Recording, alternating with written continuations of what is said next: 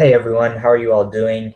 I know I've been a little bit late on this video, so it's going to be a combination of the Hull City game, a review of the Hull City game from the weekend, and a quick preview for Wednesday's tie against Bayern Munich.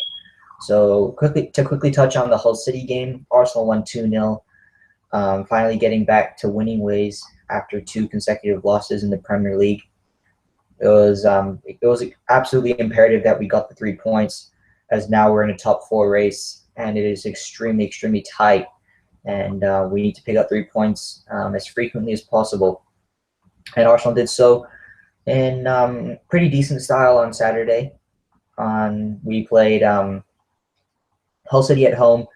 Alexis Sanchez scoring both goals. The first one has brought about a lot of controversy, but to be honest, I thought that it was more ball to hand than Alexis Sanchez intentionally putting his hand to the ball. But the way that the media made such a big deal of it, you would have thought the other way around. I mean, I guess anything to put a negative spin on an Arsenal win, to try and continue the negative press that's been following Arsenal for the past week after the two losses. So it's good to see Alexis Sanchez back amongst the goals, leading the Golden Boot in the Premier League. And yeah, so we picked up 3 points, but I think what's even better from that is to get back into the winning mentality before, which is now the biggest game of this season, and quite frankly, one of the biggest games in Champions League for Arsenal in the past 5 years. I think this game will show whether or not a lot of these players have what it takes to wear the Arsenal badge, and some of these players to actually be deemed world class or not. In particular, I'm talking Mesut Ozil, but we'll go into that in a little bit. This game, defines our season. Premier League, as much as people will say it's mathematically possible that we can still win the title. Realistically, we're probably not going to win it this year again. So the only two competitions we have left are the FA Cup, League, and of course the Champions League is that one prestigious trophy that Arsene Wenger has not won at club level, and suppose this is his last year here. It would be amazing if this was the year that he won it, but it's just a huge game for Arsenal. For the past so many years we've been knocked out of the round of 16, and this would be a real statement if we could go to Allianz Arena, get a result, and come back and seal the deal at the Emirates and go through to the quarterfinals. So my lineup that I'd play for the Bayern Munich game would be as follows. It's going to be David Ospina in goal. He's been our goalkeeper in the Champions League all throughout the group stages. I thought he played a very good game against PSG away. If it wasn't for him, we probably would have lost that game by quite a big score. So David Ospina starts between the posts for me. Right back, no debate whatsoever, Hector Bellerin.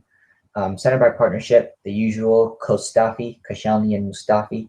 On the left back is where I would make a change. I would put Kieran Gibbs.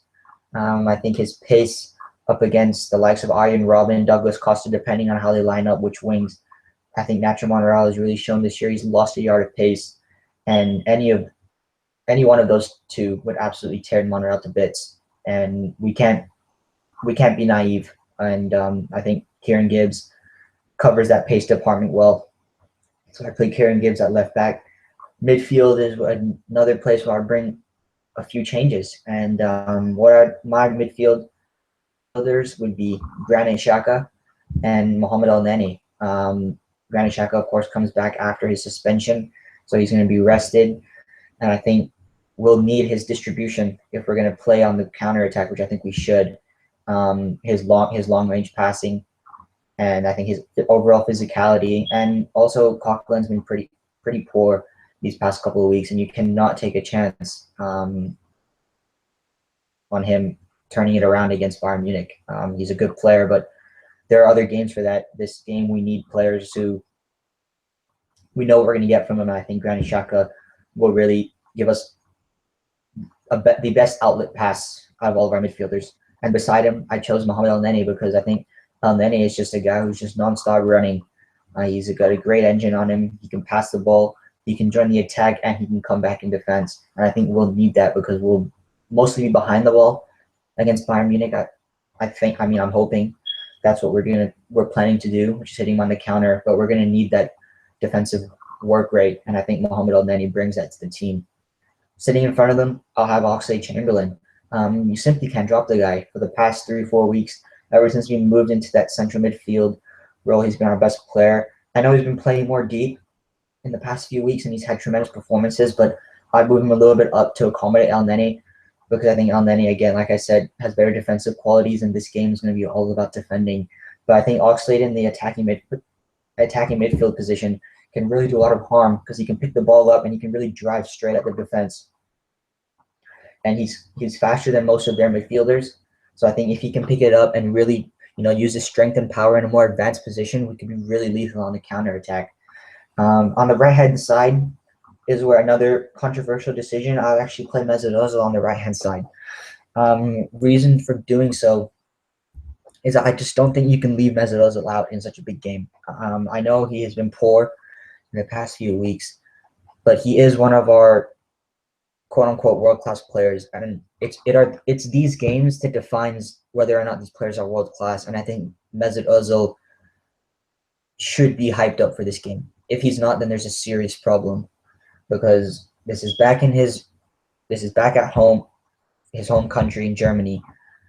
Bayern Munich fans have given him stick before with a couple banners and posters and all that. So I think it's really his chance to show the world really what Mesut Ozil is capable of. And I think that on the right-hand side, he'll help us in our attacks. I think he's our most creative player, and he can cut inside on his left foot and make things happen. And Hector Bellerin on the right-hand side, I think, is defensively, with his pace, I think he covers that right-hand side pretty well. So Ozil might leave him a little bit exposed, but I think Hector Bellerin can handle it. But just for offensive creativity on the counterattack, picking the right passes, we're going to have to be so precise and accurate with everything we do on the counterattack on Wednesday, because we're not going to get that many chances, and we need to make sure that we're making the best chances of possible. And I think Ozil is the player for that system. And then on the left wing, gonna go with Danny Welbeck. Every time he's come off the bench, he's made things happen. He's he's physical. He's got speed, and I think he can really do damage to Bayern Munich's defense, as well as his defensive capabilities. We all know his work rate, which was so esteemed back at Manchester United, and he's shown also at Arsenal that he can put in a shift on that left-hand side. So I definitely start Welbeck on the left.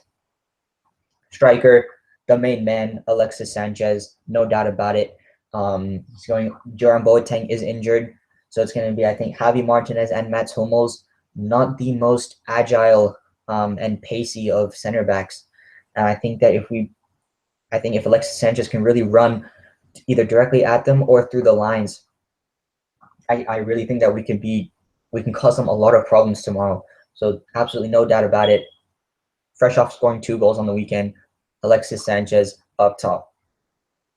So a lot of you people are wondering why I didn't include Perez in my lineup, and it just came out. Arsene Wenger in the press conference earlier today said that Lucas Perez is injured. He didn't travel with the team, so which is sad, because I would have actually started Lucas Perez. I would have seriously considered starting Lucas Perez, because I think he's a great impact player, and he's made a lot of things happen ever since he's come off the bench, and even starting, he scored goals, assists, and that, and I think he's really knocking on the door for a starting spot. But let's just hope he gets better, and he's good for the Sutton game on the weekend. So that's my 11. Let's see what happens, guys. I mean, let's hope that the players are really up for this game. Let's hope Wenger gets the tactics right. Let's just hope that even if they lose, go out with a fight. I really just don't want the end of this game to be the end of the tie. Let's at least take it back to the Emirates with a fighting chance. Say it's a 2-1, or 3-2. We're still right in it with those away goals. There's no reason why we shouldn't be able to break this Bayern Munich team down. They're not the same Bayern Munich, under Pep Guardiola, under Jupp Heynckes. I think I think we can really cause them damage, and but it all depends on what Arsenal turns up. And